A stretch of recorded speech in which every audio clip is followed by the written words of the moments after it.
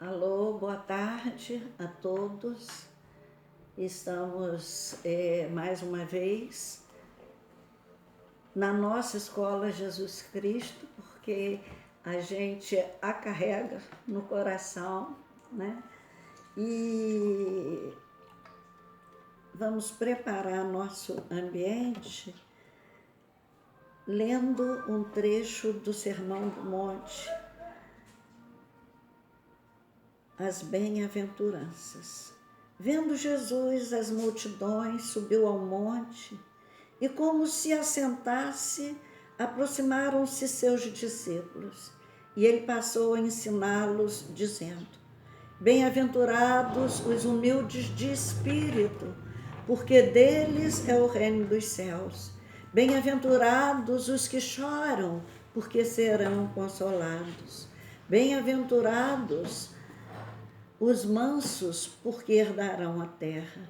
Bem-aventurados os que têm fome e sede de justiça, porque serão fartos. Bem-aventurados os misericordiosos, porque eles alcançarão misericórdia. Bem-aventurados os limpos de coração, porque eles verão a Deus. Bem-aventurados os pacificadores, porque eles serão chamados filhos de Deus. Bem-aventurados os perseguidos por causa da justiça, porque deles é o reino dos céus. Bem-aventurados sois, quando vos insultarem e perseguirem e, mentindo, disserem todo mal contra vós, por meu respeito. Regozijai-vos e exultai, porque é grande o vosso galardão nos céus, pois assim perseguiram os profetas que viveram antes de vós. Vamos orar.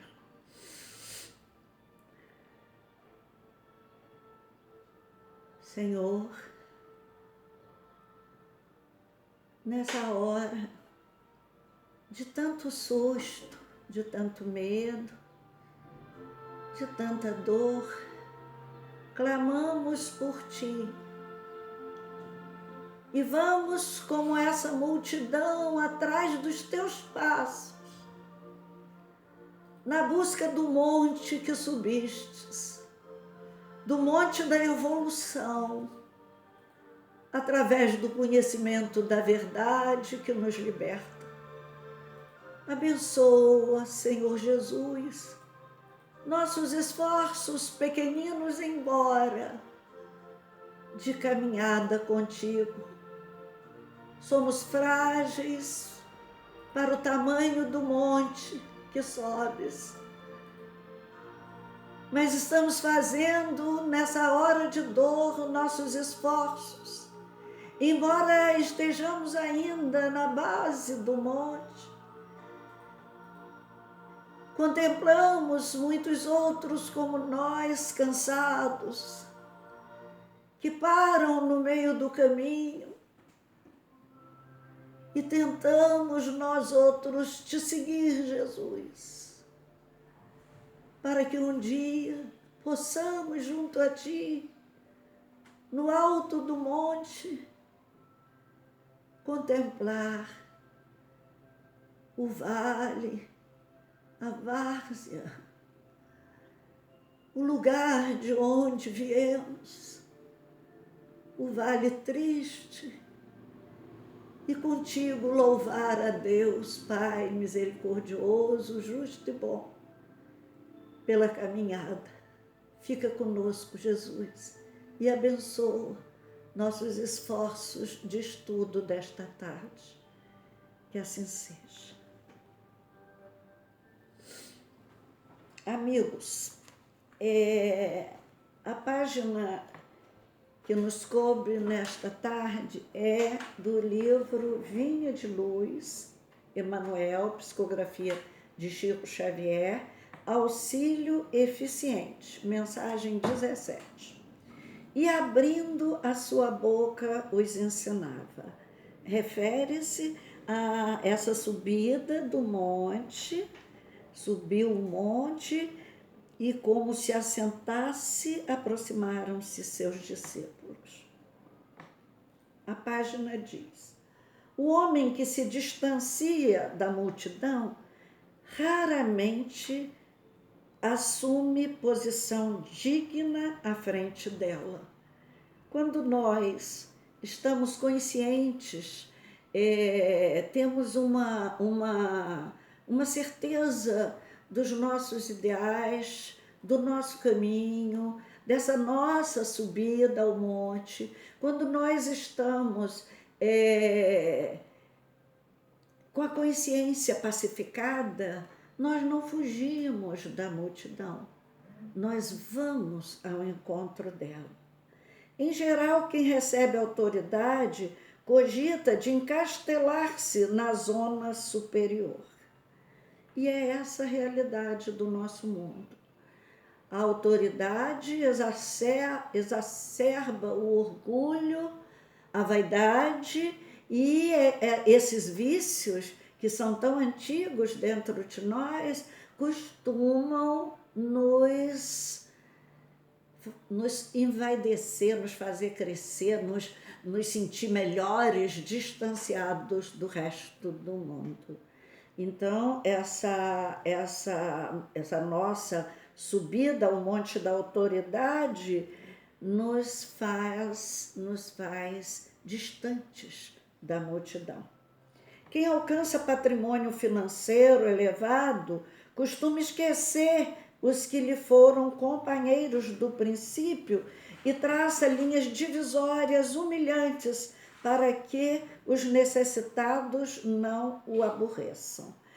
Eu me lembro daquele quadro humorístico antigo na nossa TV, O Primo Pobre e o Primo Rico, Brandão Filho e Paulo Gracindo, dois expoentes da arte do teatro brasileiro. Então, o primo ficou rico e desconhecia o que era a pobreza, a miséria.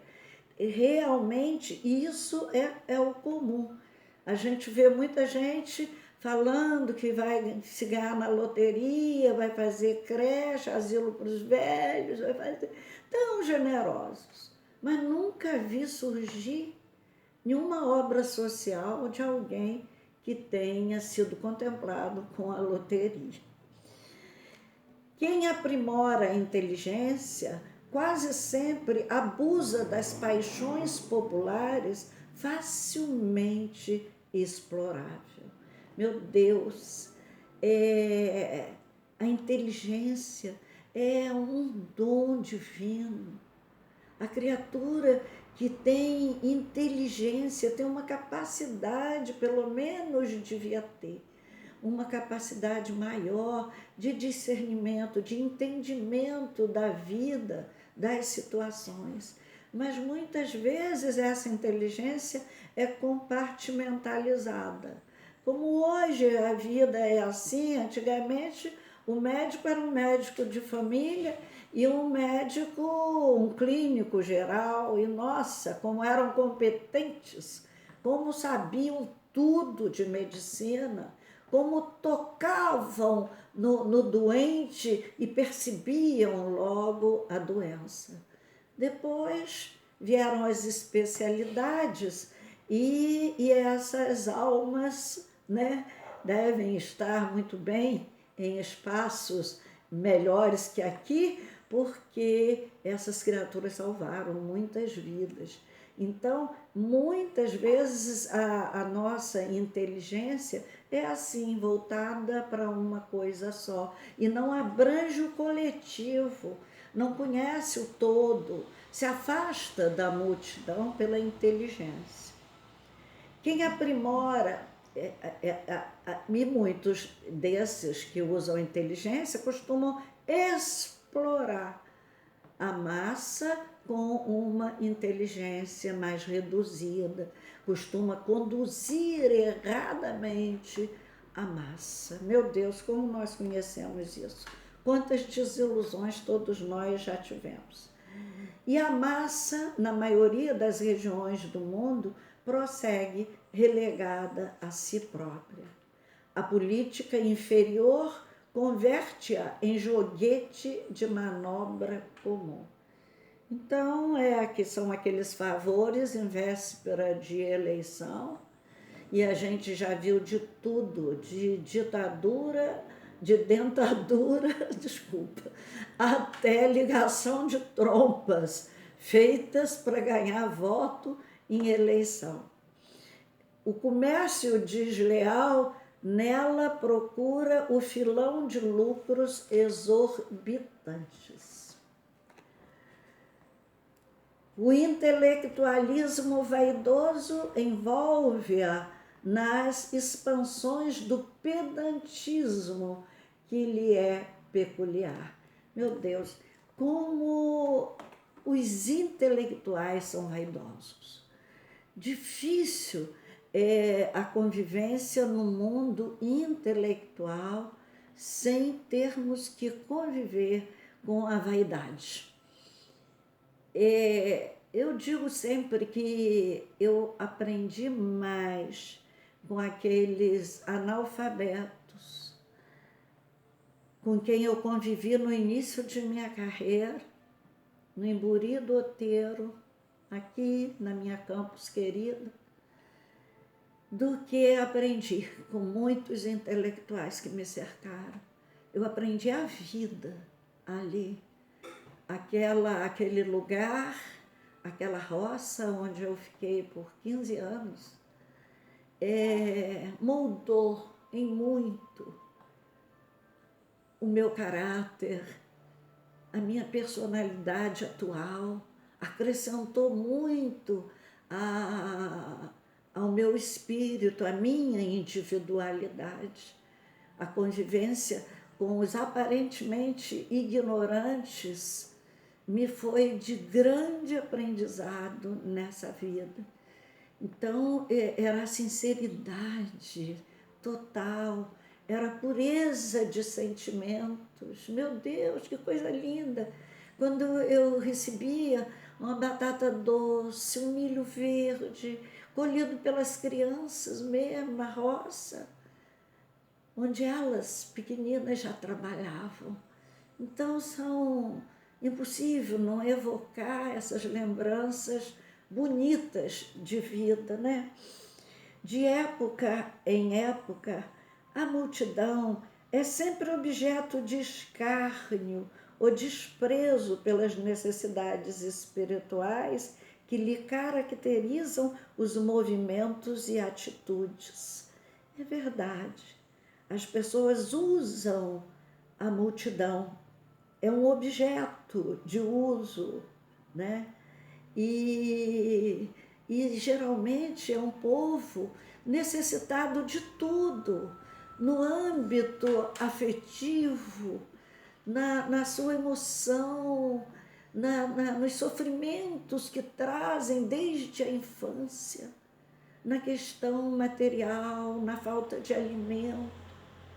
Então, é um crime muito grande usar a massa, conduzir a massa para nos beneficiarmos nessa condução. Raríssimos são os homens que a ajudam a escalar o monte iluminativo. Pouquíssimos mobilizam recursos no amparo social. E é por isso que a nossa educação está como está. Difícil, agora os pais estão vendo o trabalho de um educador. Eu vejo, né, uma sobrinha que tem 2 filhos, mora em apartamento, e ela estava em desespero com os 2 filhos. E deixou claro, meu Deus, como é importante o trabalho de um professor. Ela é advogada. E agora os pais estão conhecendo, porque, em geral, querem usar a escola como se usava a babá antigamente, né? Esquecidos que nossa função de professores é muito diferente. Jesus, porém, traçou o programa desejável, instituindo o auxílio eficiente, observando que os filhos do povo se aproximavam dele, começou a ensinar-lhes o caminho reto, dando-nos a perceber que a obra educativa da multidão desafia os religiosos e cientistas de todos os tempos. Eu comentei na palestra de domingo, na Escola Jesus Cristo, sobre respeito, paciência e tolerância.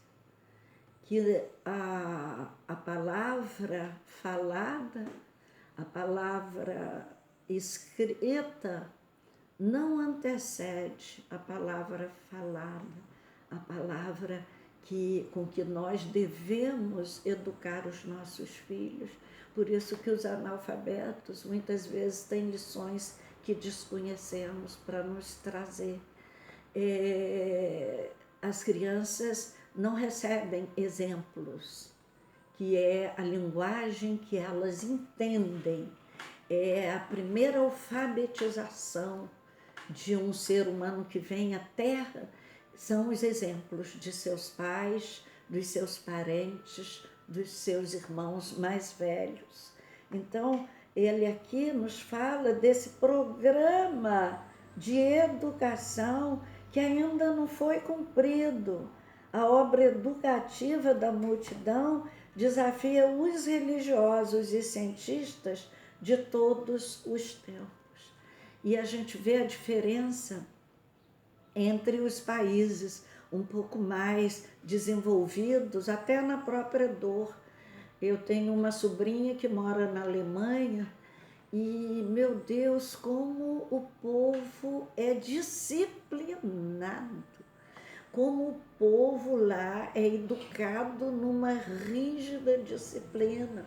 Povo que passou fome no pós-guerra e que não desperdiça um grão de arroz. Se você chega à casa de uma pessoa, ela vai esquentar o pão, pergunta quantos pães você come, para não desperdiçar nada. É um povo que sofreu muito e que se disciplinou.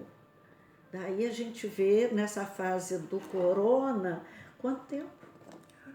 Na fase do corona, a gente vê que a Alemanha está assim à frente dos outros países pela disciplina do seu povo.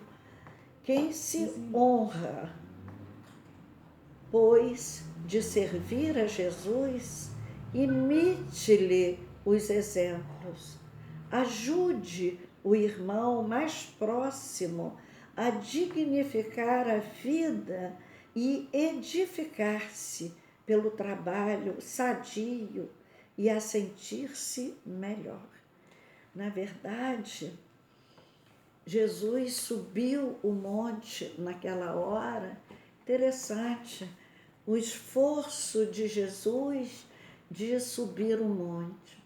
Eu me lembro que eu tinha meus 12 anos de idade, quando eu ouvi uma palestra aqui no Grupo Araci, e que o orador falou 1 hora só sobre isso.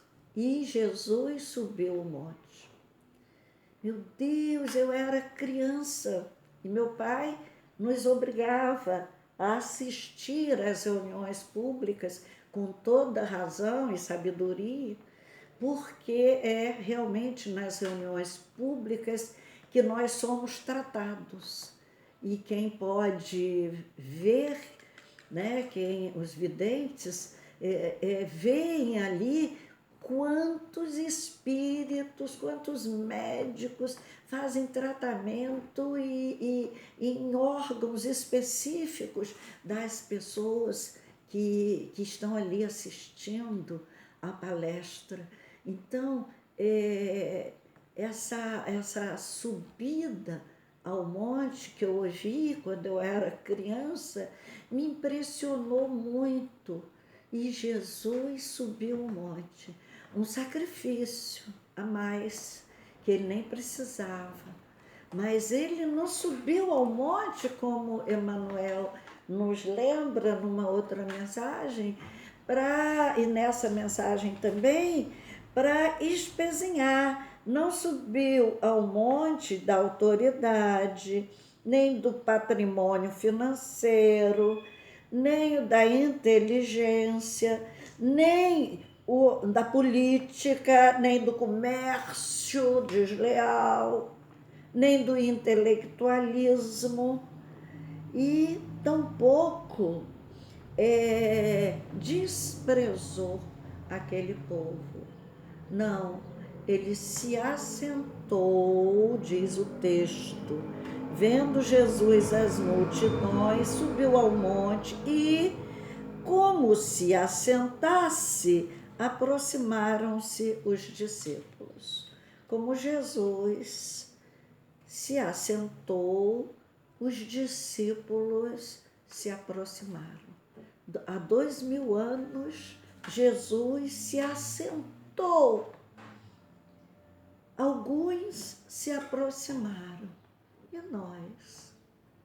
Há 2000 anos, esse sermão é repetido nas diversas religiões por que nós passamos. E nós temos nos aproximado de Jesus? Quantos se aproximam do próprio ensinamento de Jesus para explorar a crença, a necessidade premente que a multidão tem de emoção pura, de emoção saudável, terna, suave? Quantas vezes as pessoas usam até da tribuna para mandar recado indireto para as pessoas? Eu já vi isso. E já vi o próprio tribuno, a pessoa dizer, mandei um recado para fulano hoje. A tribuna é para a gente dar recado para nós mesmos. O tema que nos vem à mão é sempre o tema de que nós mais carecemos.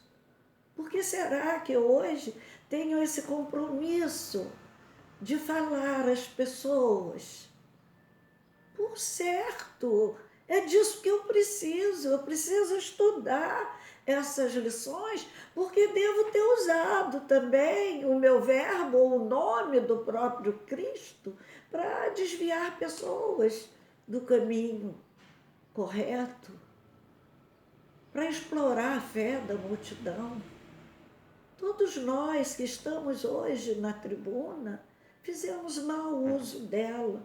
Por isso, fazemos hoje o nosso sacrifício pessoal de ir a um lugar, a outro, fazermos viagens longas.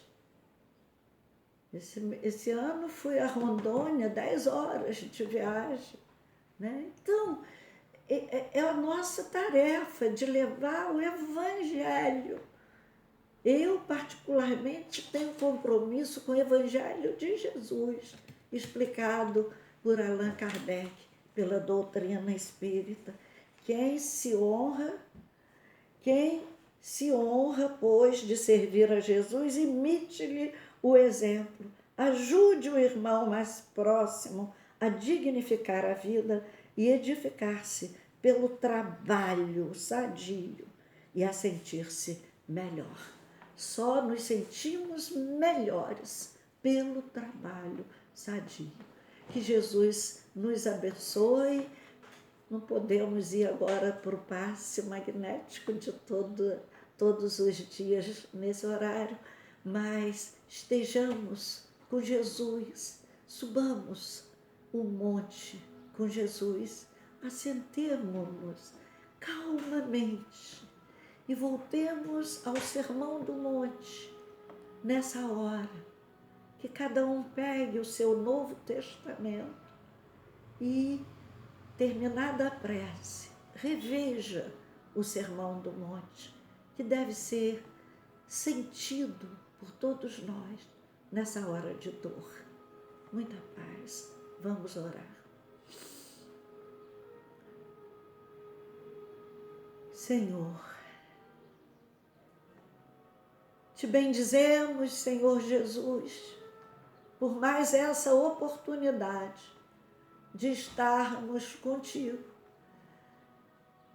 de voltarmos às tuas lições, de nos sentirmos por alguns minutos assentados no monte, contemplando a sua figura pura, alva, o seu olhar doce, cabelos soltos ao vento, com a incumbência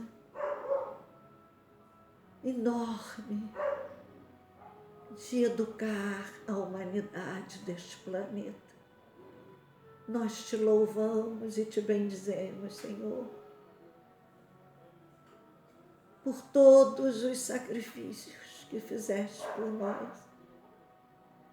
E nessa hora da colheita, nessa hora do avanço maior de nossos espíritos, através das reflexões que as dores de hoje nos trazem, nós te suplicamos, Senhor, estende vossas mãos santas sobre essa multidão que somos nós, os habitantes da terra. Ampara-nos, sustenta-nos, fortaleça-nos. É o que nós te suplicamos, meu bom Jesus.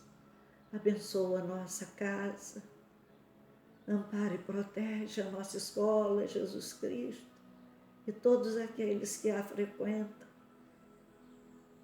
e que a fazem funcionar, mesmo na tecnologia dessa hora triste. Obrigada, Jesus, pelas suas lições e pelas lições de vida dessa hora. Que assim seja.